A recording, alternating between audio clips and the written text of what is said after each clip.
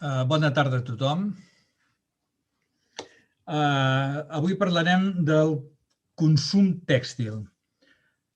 Tenim 3 jornades preparades per un tema que té una base enorme, ja que tenim matèries primeres, tenim producció, tenim transformació, tenim tintat, tenim producció de prenda, distribució, venda al detall, reciclat, etc. I, per tant, el camp és tan enorme que hem decidit fraccionar-ho en 3 sessions, de les quals avui és la primera d'elles. Per aquesta primera sessió, en la qual parlarem de tota una sèrie de problemàtiques sobre el consum de productes tèxtils, tenim 4 persones.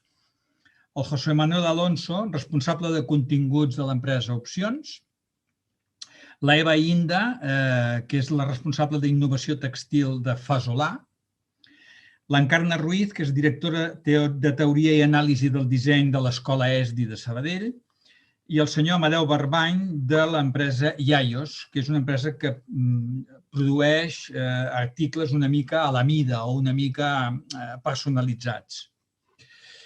Bona tarda a tots.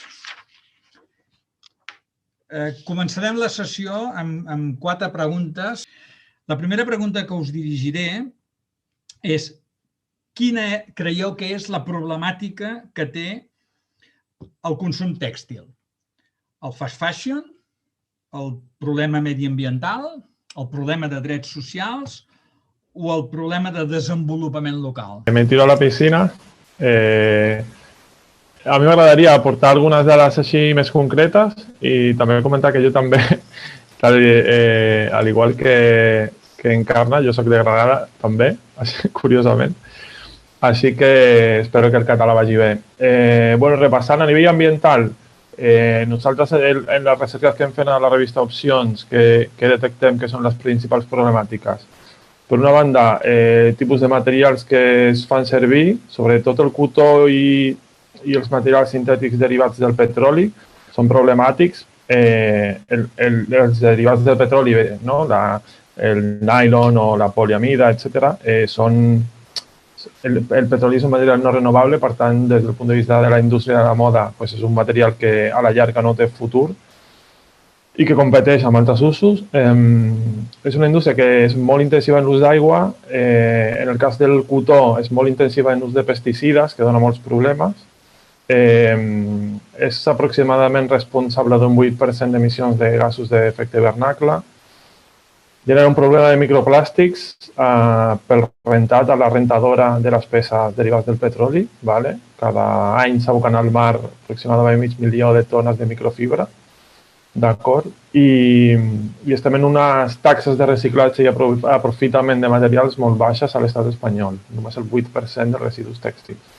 Llavors, tot això, per la vessant ambiental, també esmentar que això té molt a veure amb el que ha dit Encarna del ritme de consum i l'ús que fem de les peces. La vida útil a les darreres 2 dècades s'ha reduït molt. Cada vegada comprem més ropa, la utilitzem menys vegades i la llencem. Llavors, estem anant a pitjor, realment. I totes les dades ens porten a aquesta reflexió. I a nivell social també tenim tota una problemàtica que portem denunciant-la. Si pensem en la campanya Robaneta, que és la més ressenyable i antiga, va començar en 1990 o 89, diria. És una campanya internacional, la Clean Clothes Campaign. Portem 30 anys fent incidència política sobre el tema de les condicions salarials a la producció de la roba, sobretot a altres països, i lamentablement estem encara molt lluny de poder afirmar que els treballadors i treballadores de la indústria tenen uns salaris dignes. Llavors el panorama,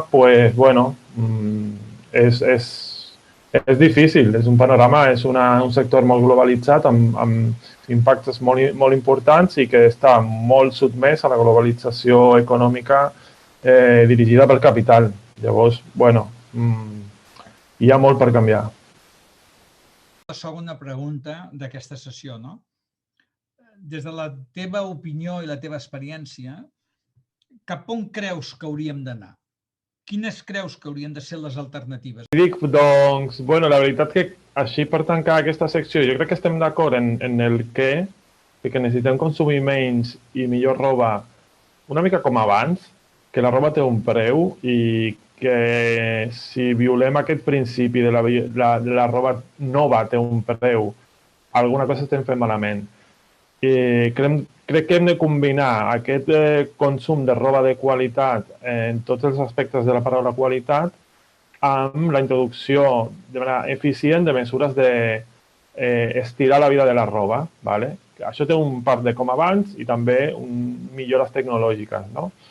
Crec que el problema és que el com arribar a aquest escenari no ho tenim tan clar. Jo no sóc tan optimista respecte a la introducció de mesures de sostenibilitat per part de grans empreses, en el cas de fons europeus, Next Generation o el que sigui. No? Prenc una mica de distància amb el tema de com la gran empresa, sector tèxtil o sector que sigui, treballa en pro de la sostenibilitat.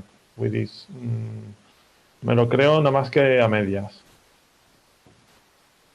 També per la vessant social, és a dir, perquè la sostenibilitat no està renyida amb la injustícia, ¿vale? Social. És a dir, podem aspirar a un món sostenible en el qual hi hagi unes desigualtats enormes. Això tècnicament és factible, no? L'edat mitjana era un moment de sostenibilitat a nivell d'humanitat, però no teníem cap dret ciutadà que tenim ara, m'explico.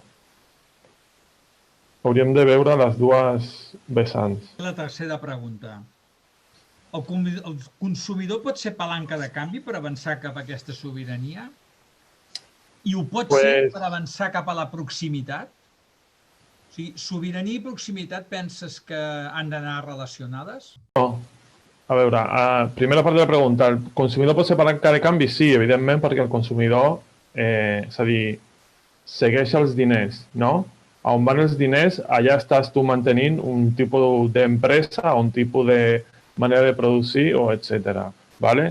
Si tothom ho fes així, informar-se i triar les millors opcions de consum responsable seria fantàstic. Però el problema és que és irreal aspirar a que el 100% de la població estigui mirant etiquetes tot el santo dia, no? I ho dic des de l'autocrítica de moviments que hem preconitzat, que hem apostat per el consum com una eina de canvi. Hem de també considerar les limitacions d'aquesta línia de treball. És a dir, per això dic que sí i que no. De manera individual sí que podem fer un consum responsable i, de fet, hi ha tota una sèrie d'iniciatives, no? De slow fashion, de moda sostenible, que són fantàstiques i que estan ahí, però arriben per ara a un sector de la població bastant militant. ¿Vale? La resta del món o bé no accedeix perquè no està en aquests cercles comunicatius o no té aquests valors, aquestes aspiracions, o si les té, potser acaba en el Lidl, perquè Lidl ara, o Lidl o qui sigui, està venent roba sostenible i te la ven, però a 3 euros també. Avui mateix he vist un anunci.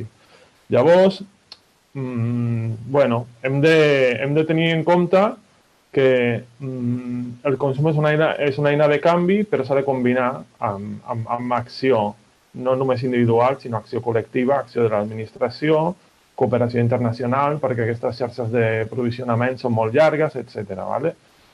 I si en relació a la sobirania i proximitat, és com l'alimentació, no? Quanta més sobirania, més autoproducció, autoconsum, amb la limitació que tenim a nivell territorial, no? Llavors, és a dir, a dia d'avui està tot molt globalitzat. Si volem tenir més capacitat d'incidència sobre el que comprem o com vestim, necessàriament aquestes xarxes, aquestes cadenes de subministrament hauran de ser més curtes, no? I hauran de, potser, ser més senzilles, no? I tenir menys opcions de compra, segurament. L'última pregunta és una mica pregunta trampa, perquè us demanaré que us llanceu una mica a la piscina, i és: com podem ser capaços de promoure nous models de consum? A demanda, roba a mida, passarel·les virtuals, slow fashion. qualitat versus quantitat, ja n'hem parlat una mica d'això, però a veure, des de la vostra perspectiva, què creieu que podem arribar a fer entre tots, entre comerços, entre productors, entre consumidors o ciutadans, etc., per promoure nous models de consum? Doncs, bueno, s'han parlat moltes coses molt diferents en aquesta pregunta. Jo em quedo, per no estirar molt, em quedo amb dues idees. Una, la que heu comentat de cooperació, com promoure nous models de consum, i crec que necessitem una cooperació triangular entre les administracions públiques i l'àmbit polític, a nivell de polítiques públiques, i aquí hi ha molt camp per córrer, des del consumidor i els moviments de consumidors, especialment quan els consumidors actuen de manera col·lectiva, agrupada i organitzada, que també és possible, i amb el petit comerç, no? I el sector de l'economia mercantil petita, ¿vale? Perquè a l'altra banda del ring hi ha pues, les grans marques que estan actuant orientades segurament a aconseguir benefici pels seus inversors capitalistes, i en aquesta banda està pues, tot el personal que està preocupat per la sostenibilitat del model de la producció de roba i a nivell social. Sí que m'agradaria aportar una cosa, i és que preparant la xerrada avui he anat a la campanya Robaneta, a un informe de 2019 sobre com han reaccionat les marques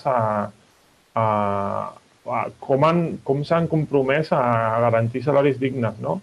I de 20 marques que van fer un qüestionari el 2014, el 2019 només una podia dir que un 25% dels treballadors tenen un salari digne. Les altres 19 grans marques internacionals, cap podia aportar cap prova forta de que això estava passant. És a dir, hi ha un problema principal, que és les empreses han de generar valor pels seus inversors. Llavors, si això és un model d'empresa molt anònim, no hi ha proximitat, no hi ha... Els impactes són llunyans, són en altres persones, i és un model que hem de canviar.